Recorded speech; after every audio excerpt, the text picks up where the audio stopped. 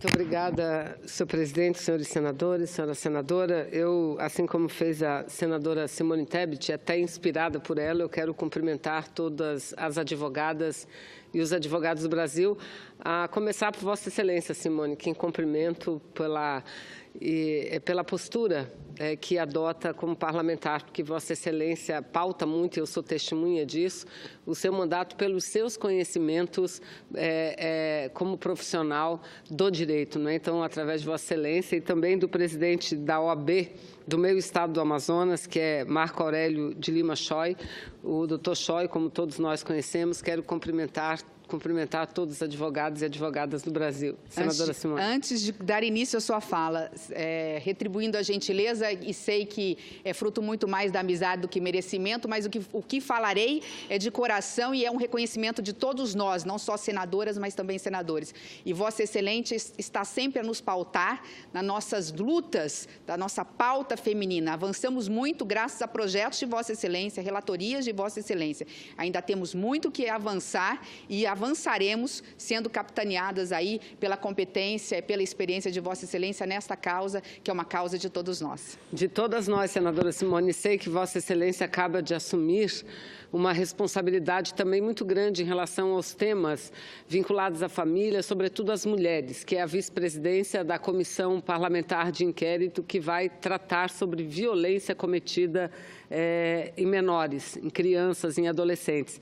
Mas lamentar ao mesmo tempo, senadora Simone, já o fiz pessoalmente, diretamente ao presidente dessa CPI, que é o senador Magno Malta, de que na presidência e na relatoria nenhuma parlamentar, nenhuma mulher ocupa. Vossa Excelência, ocupando o cargo de vice-presidente da comissão, sem dúvida nenhuma representará todas nós da bancada feminina. E dizer a Vossa Excelência que estarei lá, sou suplente da comissão, mas pronta a dar a colaboração, a ajuda que necessitarem, em decorrência da importância, sobretudo nesse momento de violência crescente que vivemos no país, sem dúvida nenhuma, são as mulheres, são as meninas, as crianças, adolescentes, as maiores vítimas de todo esse processo. Portanto, Vossa Excelência terá um enorme trabalho nesses próximos meses e, desde já, conte com a nossa colaboração. Mas, senhor presidente, senhoras senadoras, senhores senadores, presidente, eu também gostaria, antes de iniciar a abordagem do tema que me traz à tribuna, eu gostaria de pedir a Vossa Excelência, senador Dário, que incluísse nos anais da Casa um pronunciamento acerca dos 11 anos da Lei Maria da Penha, que comemoramos essa semana, os 11 anos da Lei Maria da Penha, que, como disse a senadora Simone Tebet, foi uma conquista da sociedade brasileira, mas protagonizada pelas mulheres parlamentares, deputadas federais e senadoras da República que se envolveram durante anos na elaboração dessa lei e tivemos, enfim, até que tivéssemos, enfim, isso há 11 anos, uma legislação que enfrentasse, que primeiro reconhecesse a existência da violência doméstica e segundo, que procurasse enfrentar a violência da forma mais correta possível. Então, daí e dessa forma nasceu a Lei Maria da Penha. Lamentavelmente, apesar da Lei Maria da Penha ser um exemplo mundial, porque vários países do mundo utilizam a Lei Maria da Penha para atualizarem as suas legislações, mas lamentavelmente no Brasil, nós que precisaríamos muito do apoio público, porque não é uma lei que apenas pune, é uma lei que procura enfrentar preventivamente e assistencialmente as vítimas ou de violência, não é? Mas, lamentavelmente, a cada ano que passa, a gente vê o poder público menos preparado e menos interessado, infelizmente, em fortalecer a execução da Lei Maria da Penha. Meu pronunciamento abordará exatamente isso, porque eu vim à tribuna hoje para falar sobre os vetos do presidente Michel Temer ao projeto de lei de diretrizes orçamentárias. Hoje é matéria principal de todos os meios de comunicação do Brasil, de todos todos os jornais, uma vez que os vetos foram publicados no Diário Oficial de ontem, do dia de ontem, e foram mais de 46 vetos, e vetos importantes, lamentavelmente, importantes do ponto de vista negativo, e que atinge diretamente a política de combate à violência contra a mulher. Então, é lamentável, presidente, que na semana que nós comemoramos os 11 anos da Lei Maria da Penha, nós sejamos obrigados a subir nessa tribuna para, mais uma vez, criticar o governo pelos vetos e pelos cortes de recursos em áreas sociais tão importantes como essa de combate à violência contra a mulher. O segundo registro que fala, então, eu encaminho à mesa, nobre senador, para que Vossa Excelência solicite a publicação nos anais da Casa do meu pronunciamento sobre a lei, os 11 anos da Lei Maria da Penha. A solicitação de Vossa Excelência será atendida conforme estabelece o regimento. Muito obrigada, agradeço. Em segundo lugar, senhor presidente, novamente vindo à tribuna, senadora Fátima, eu ergo aqui o cartaz, e olha, o cartaz já está ficando com um tamanho bastante significativo, destacando que hoje é o 28º dia, são 28 dias, senador Wellington, 28 dias que o governo Michel Temer, que o presidente Michel Temer não cumpre o acordo que fez com sua base parlamentar de apoio no Senado Federal e não edita a medida provisória modificando a lei trabalhista.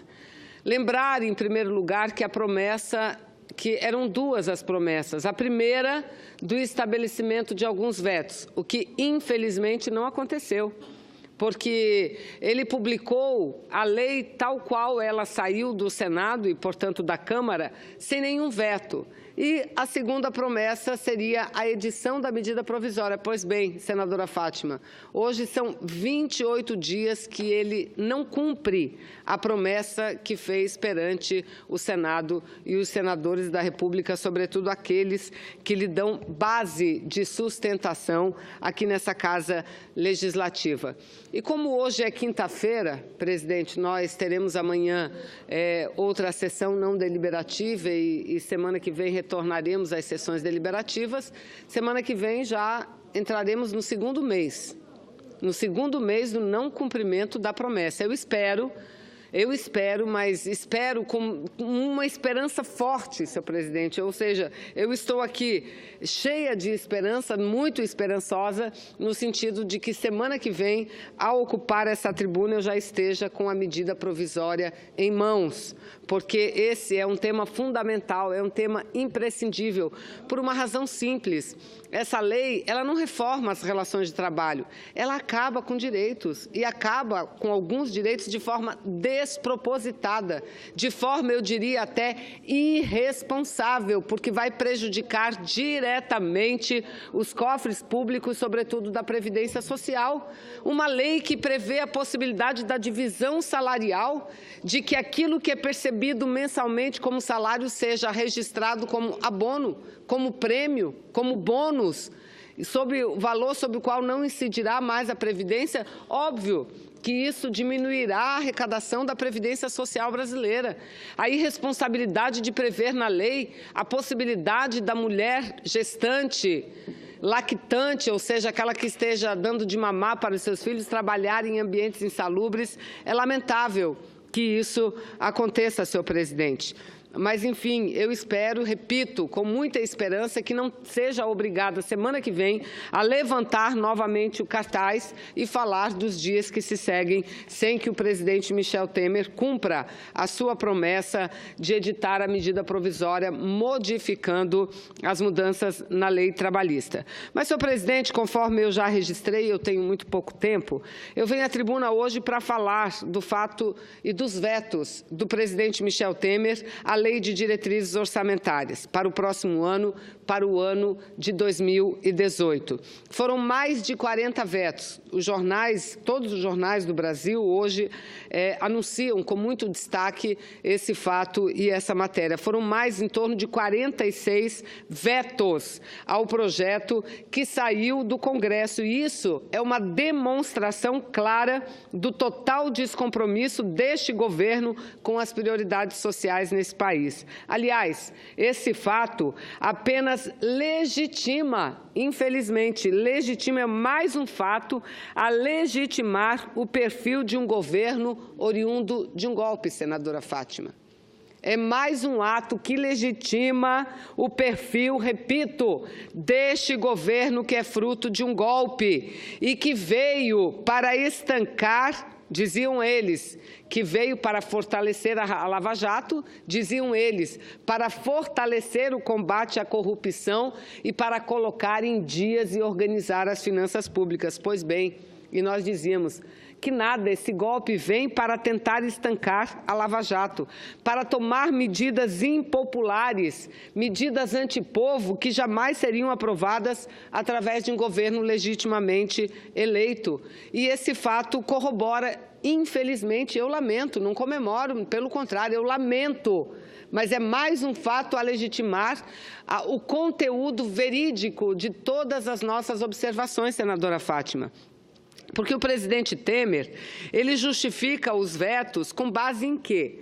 Além da lei da responsabilidade fiscal, ele justifica os seus vetos com base na lei do teto dos gastos públicos, ou seja, na emenda constitucional número 95, que infelizmente essa casa aprovou ano passado, limitando gastos no social, limitando os gastos nos investimentos em infraestrutura, mas deixando livre, leve e solto os gastos financeiros, ou seja, com o pagamento de juros de uma dívida pública que só faz crescer e só cresce diante de vários fatores, entre eles a falta de crescimento econômico. Porque se a economia não cresce também a arrecadação e o peso da dívida aumenta sobre uma arrecadação que não é crescente. O peso da dívida aumenta também quando nós temos uma taxa de juros crescente para além do que cresce a inflação. Nós temos um processo quase que deflação no Brasil, mas as taxas de juros injustificadamente elevadíssimas. Ou seja, isso tudo, esses vetos, o governo fez alguns dias, somente alguns dias após torrar em torno de 14 bilhões de reais com emendas parlamentares e outras benesses para se salvar de um julgamento, de um processo de corrupção no Supremo Tribunal Federal. Ou seja, esses dados eu não inventei. Esses dados também foram publicados e têm sido publicados fartamente por toda a imprensa nacional. O presidente Temer gastou mais de 14 bilhões de reais entre concessões de benefícios fiscais, entre perdão de dívida, liberação de emendas parlamentares, para se salvar perante a Câmara dos Deputados, para que a Câmara dos Deputados não autorizasse a abertura de processo contra ele. Processo por corrupção, por crime comum, coisa que nenhum outro presidente da República do nosso país teve a capacidade de fazer, ele teve. Em menos de um ano na presidência da República. E agora vem e promove esses vetos. Ou seja, tudo aquilo que diziam que iam fazer no Brasil, estão fazendo exatamente o contrário. E é por conta do fracasso da política econômica que o governo quer aumentar o rombo orçamentário de 139 bilhões, porque esse é o déficit previsto para este ano, e o governo agora está em reunião com o Ministério da Fazenda, com o Ministério do Planejamento, para decidir as medidas a serem adotadas no sentido de colocar as finanças públicas em dia, porque 139 bilhões de previsão de déficit não será mais possível alcançar. Então, há possibilidade. Até ontem, ouvíamos falar em 159 bilhões, ou seja, aumentar a previsão de déficit de 139 para 159. E hoje, o que nós escutamos? 170 bilhões. Essa deva ser a projeção. E isso na seguinte realidade, tendo ele já aumentado a carga tributária no Brasil. Aliás, senadores, por falar em carga tributária, eu quero aqui dizer e sugerir que todos possam ler o jornal Folha de São Paulo do dia de hoje, que mostra numa matéria que diz o seguinte: o governo deve rever a meta e projetar para 2018 déficit maior que em 2017. E aqui mostra uma tabelinha simples, senadora Fátima, senador Dário, uma tabelinha que mostra a pirâmide da desigualdade que existe no Brasil, que os super ricos pagam menos imposto sobre a renda bruta do que os ricos, que, por sua vez, pagam menos impostos e tributos do que os pobres, do que os assalariados no Brasil. E aqui mostra 50% daqueles que contribuem para o imposto de renda, que pagam o imposto de renda, 50% estão na faixa de até R$ 2.800, e esses contribuem com R$ 1.600, pagando numa renda tributável em torno de R$ 1.600. Os super ricos, veja, aqueles que têm faixa de renda tributável bruta de até 12 milhões e meio de reais, esses pagam, que representam menos de 0,10% da população brasileira, tem uma parcela tributável de somente R$ 135 mil, ou seja, a renda de 12 milhões de reais e a faixa tributável é apenas de 135 mil. Essa é a injustiça social que o governo brasileiro deveria enfrentar, mas não enfrenta. Pelo contrário, senador, eu peço a Vossa Excelência que me dê a oportunidade de concluir, porque o que fez o senhor Michel Temer com a Lei de Diretrizes Orçamentárias, publicada ontem no Diário Oficial da União, revela não apenas uma grande contradição desse governo, mas revela o fato de que ele vetou todas as emendas corretas, justas, aprovadas pelo Parlamento brasileiro, todas, senador Blanc. O senador, olha, já estou seguindo o exemplo do senador Eunício. Senador Dário, todas as emendas foram vetadas, ou seja, entre elas eu quero destacar aqui aquela que estabelece ações e programas para o fortalecimento e dinamização da agricultura familiar, que é responsável, porque a gente ouve muito falar aqui em soja. A agricultura familiar é responsável pela produção de 70% dos alimentos do povo brasileiro, daquilo com que nós nos alimentamos. Pois bem, ele vetou a ação de revitalização, a ação de apoio a programas, a emenda que apoiava programas para fortalecimento e dinamização da agricultura familiar. Não é lamentável que isso aconteça e que emprega em torno de 80% dos trabalhadores que atuam no setor primário. Outro programa que também foi vetado, inclusive proposto no projeto original, foi o fortalecimento do Sistema Único de Saúde, o SUS, que inclui o atendimento à rede cegonha às mulheres, o programa Mais Médico, a atenção de alta complexidade da mulher, da criança e do adolescente. Esses programas também foram desprestigiados. Também vetou o programa que diz respeito à moradia digna, a Minha Casa Minha Vida. Vetou o programa, e eu aqui já me referi a isso, de política para as mulheres, promoção da igualdade e o enfrentamento à violência. Vetou a continuidade, senadora Fátima, a continuidade da construção das casas da mulher brasileira, que são aquelas casas previstas na Lei Maria da Penha, as casas de apoio à mulher vítima de violência doméstica. Pois bem, foi vetado isso. Foi vetado o programa tão comemorado aqui, porque aprovamos através de lei, que é da dinamização da aviação regional, com a recuperação dos aeródromos, aeroportos do interior. Foi vetado isso. Aliás, todas as metas, senadora Fátima, Vossa Excelência que atua na área de educação, todas as metas do Plano Nacional de Educação, de erradicação do analfabetismo, de inclusão dos jovens na escola, tudo isso foi vetado. E está aí a pirâmide da desigualdade, da injustiça social. Não se fala em reforma tributária, que, aliás, já era para ter sido feita. Se fala em quê? Reforma previdenciária. Exigir 49 anos de contribuição para um idoso receber um salário mínimo por mês. 49 anos de contribuição. Ou seja, é lamentável. Por isso é que, mais uma vez, eu estou aqui dizendo, e lamento por isso, não comemoro, porque eu não sou daquelas que defende a teoria do quanto pior, melhor. Isso fizeram os irresponsáveis.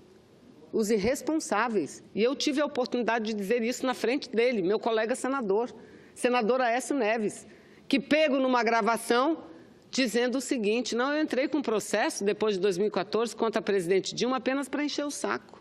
E olha no que deu.